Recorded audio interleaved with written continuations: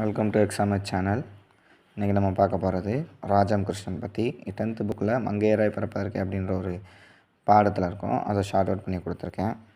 இது என்னென்னு பார்த்தீங்கன்னா, ராஜம் கிருஷ்ணன் அவருடைய சிறப்புகள் முதல் என்னென்னு பார்த்தீங்கன்னா, சாகித்ய அகாதமி விருது பெற்ற முதல் பெண் எழுத்தாளர் அவங்க தான்.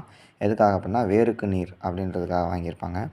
கலா ஆய்வு செய்த முதல் பெண் எழுத்தாளர் அவங்க தான். கற்பனை படைப்பாக இல்லாமல் எல்லாத்தையுமே கலா ஆய்வாக போய் செய்யணும்னு சொல்லி கலா ஆய்வு செய்த முதல் பெண் எழுத்தாளர் அவங்க தான். அவங்க எழுதிய புதினங்கள் நிறைய போட்டிருப்பாங்க. இதை ஒரு வேளை டிஎன்பிசியில் குரூப் பொறுத்துக்களை வைக்கலாம், என்னென்ன டைட்டிலுக்கு என்னென்னதுன்ட்டு. அவங்க டைட்டில் வச்ச விதமே ஒரு அழகானது தான். என்னென்னு பாருங்களேன். பாஞ்சாலி சபதம் பாடிய பாரதி, அதோடு பாரதின்னு வரலாறு. அவர் பாஞ்சாலி சபதம் பாடியிருக்காரு. கரிப்பு மணிகள், உப்பு கரிக்கும்ல, அப்போ தூத்துக்குடியில் போய் கொஞ்சம் மாதங்க தங்கி உப்பள தொழிலாளர்களின் வாழ்க்கையை பற்றி எழுதுனால கரிப்பு மணிகள், உப்பு கரிக்கும் அப்படின்றது தான் உப்பள தொழிலாளர்கள் வாழ்க்கை தான் கரிப்பு மணிகள் அப்படின்னு எழுதியிருக்காரு. படுகரின மக்கள் அவங்க நீலகிரியில் தங்கியிருப்பாங்க. அவங்களோட வாழ்வியல் மாற்றங்களை பற்றி கலா ஆய்வு செஞ்சு எழுதியிருப்பாங்க.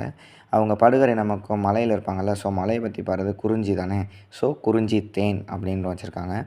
அடுத்து அலைவாய் கரையில், அது மீனவர் வாழ்களின் சிக்கல். நல்லா பாருங்களேன், கரை, கடற்கரை, அதில் தானே அவங்க அலைஞ்சிட்டே இருப்பாங்க.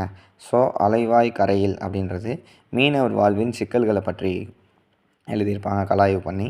அடுத்து சேற்றில் மனிதர்களும் வேருக்கு நீரும், இது ரெண்டுமே வேளாண் உழைப்பு சுரண்டல், அதாவது வேளாண் மக்கள் எப்பெல்லாம் அந்த உழைப்பை சுரண்டுறாங்கன்றதை கலாய்வு பண்ணியிருப்பாங்க.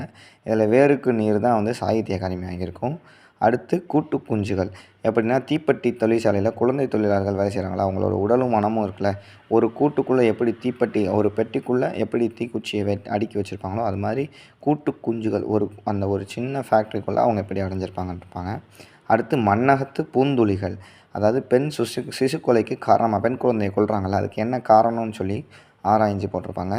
பெண் சிசு கொலை பற்றி ஆராய்ந்து எழுதுதான் மண்ணகத்து பூந்துளிகள்.